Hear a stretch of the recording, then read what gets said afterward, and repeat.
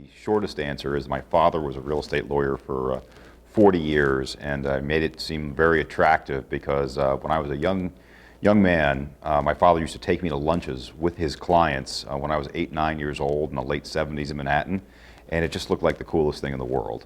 But more recently, after graduating from Cornell, I went to Harvard Law School, practiced law for about 5 years, then became an investment banker, then ran capital markets at CBRE. Now I run research in the Americas, and it's been a great career path. Real estate's a wonderful industry because, much like my own career, you can do a lot of things with it. It's a very broad industry, and you always are building on prior experience for your next experience.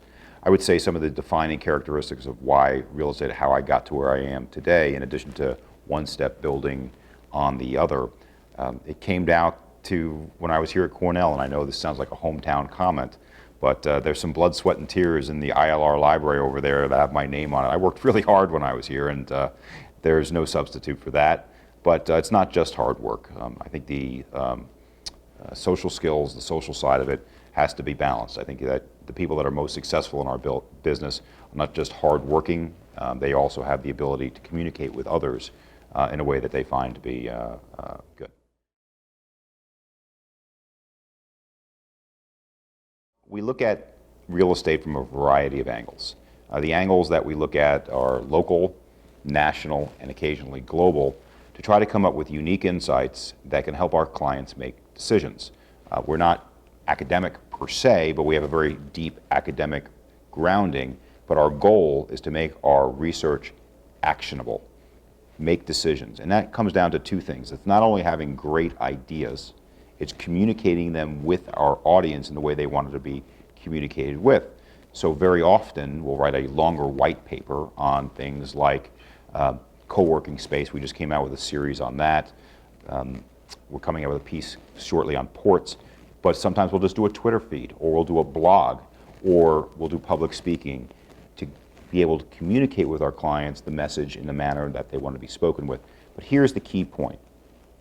While we look at all of what I call the usual suspects of real estate, and the usual suspects are rents, occupancy, construction, demand, we try to look at the unusual suspects. What's really driving real estate, not just today, but more importantly for the long term, because real estate's a long-term investment.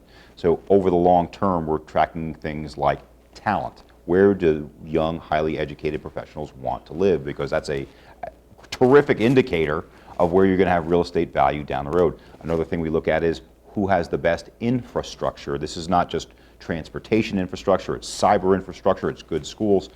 Look at those factors, you put those two together, you've got yourself a winning combination for a good long-term real estate investment play, irrespective of what some of the traditional real estate underwriting factors might suggest.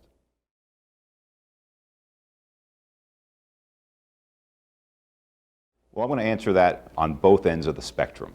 Okay? On one end of the spectrum, the micro end, you have real-time data on what's going on today. Very easy to get historical data about closed transactions. But the period that we're in right now is a period of excessive volatility. You probably saw what happened with the stock market in January and February. That also led to a fall off in investor sentiment, and it actually impacted the Fed. I think the major reason why they didn't raise rates this time, which was yesterday, was because of all the volatility. So real-time data on what's happening on the ground today on not just the sales standpoint, in terms of how deep the bidding pools are, but also the tenant standpoint, how are they thinking, what are they prepared to pay? So that's the micro answer. But now I'm going to give you the macro answer.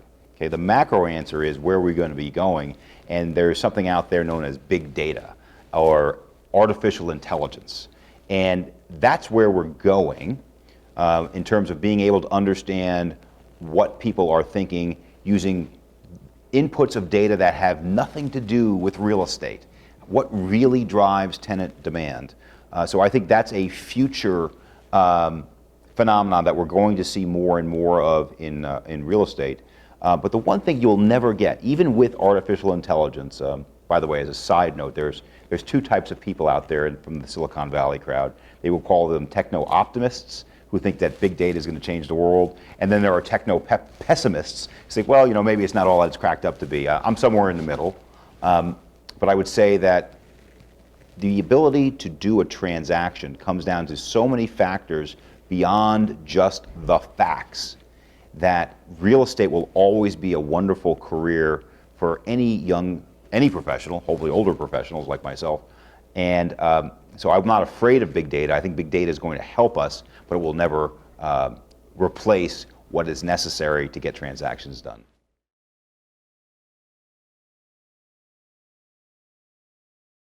What's remarkable about it is how much overlap there is. And so let me just give you some of the base findings and then I'll talk about the overlap. From the Occupier survey, they are most interested in some of the factors that I already talked about. The number one factor to pick a market is talent, finding young, highly educated talent. And a second factor is infrastructure. It's another big factor. But once you're in the market itself, once you've already chosen a Boston or a New York or a San Francisco, that's when cost starts to play a much bigger role. And the physical plant, what does the workspace itself look like? From the investor standpoint, the overlap is that they are also looking for those same markets where you see the biggest influx of young, highly educated talent. So when we did the survey recently, the number one market that came out this year was Los Angeles, which supplanted San Francisco as the number one market. And the reason why it supplanted it was a couple of reasons. Number one, Los Angeles was a little bit of a laggard behind San Francisco, New York, in terms of the recent recovery, so they have more upside. But I think the real reason why is that Los Angeles is expected to be the number one market in the United States over the next 2 years for job growth. Most jobs formed in LA. And so investors are chasing jobs just like occupiers are chasing jobs. The other thing that's interesting about the investors and the occupiers in terms of overlap, when we asked them what they were most concerned about, their number one concerns had nothing to do with real estate. They're watching the global economy, they're watching the US economy, and they're seeing the volatility. So they're actually thinking similarly, but here's the punchline. Notwithstanding they're worried about some of these big global issues, they're both optimistic. And so they're not letting the global issues get in the way of their broader business plans. Are they a little bit more cautious? Yes, they are. And that's showing up in perhaps being a little bit slower to do a transaction. It's showing up in that they may have a smaller window of the markets in which they want to operate, but they're both optimistic. As a matter of fact, in the investor survey, over 2/3 of the investors that we surveyed, and this was over 1,000 investors of major shops, believe that they're going to buy more in 2016 than they did in 2015.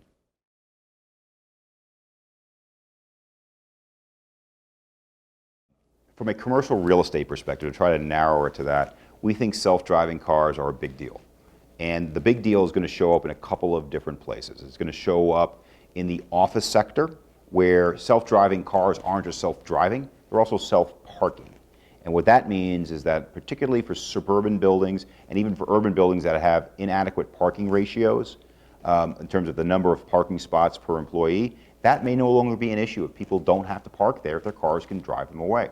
That's number one. Number two, in the industrial space, that's where we see a real game changer, because self-driving cars are also self-driving trucks. And that may sound scary. It's like, oh, I don't want a big truck down the road. But believe me, late at night, would you rather have a computer behind the wheel or a human being that might be tired, right? So I think the safety concerns may be a little bit overblown. But that's where it's going to make a difference, because 50% of the costs of logistics is transportation. And that has to do with the cost of the driver, the cost of the fuel, the cost of the vehicle itself, I suppose. That plays into it. So that's going to be a major game changer in industrial, which will permit people to put industrial sites perhaps a little bit further away than they might otherwise have been, because the cost and the availability of drivers isn't quite as scarce. But here's a real funny thing about this. You know, we talk all the time about how millennials are making decisions, changing the world, and I'm not going to age you, but I suspect you might be a millennial yourself. But you know who's going to drive the driverless car revolution? It's older folks, because older folks over the age of, I think, 75 or 80, that's when, regrettably, there are more accidents according to national statistics. And think about the freedom that's going to be given to older folks when they have the liberty to have these cars. And think about the safety aspect of that. People will be safer. I mean, I would go so far as to say, It's going to help with a safety factor for younger folks too, because I think the two demographics where the safety records are perhaps not quite as good as we would like is the younger demographic and the older. If you have self-driving cars that can help you during those transition periods, I think we're all better off. So it's one of those instances where older folks are going to be at the vanguard of the change.